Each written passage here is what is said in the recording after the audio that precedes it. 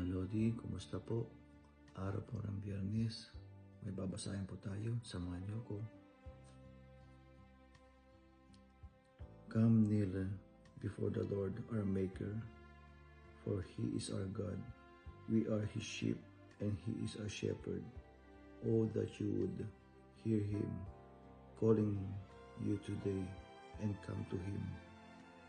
Psalm 95 verses 6 to 7 sa Bible po. Ano po ibig sabihin dito pag-usapan natin? Ang sinasabi po dito, si Lord po ay yung pastor o yung shepherd sa atin. Tayo yung mga tupa, yung mga sheep na overall we're at loss pag wala si Lord. Siya lang po ang kailangan natin sa buhay po natin.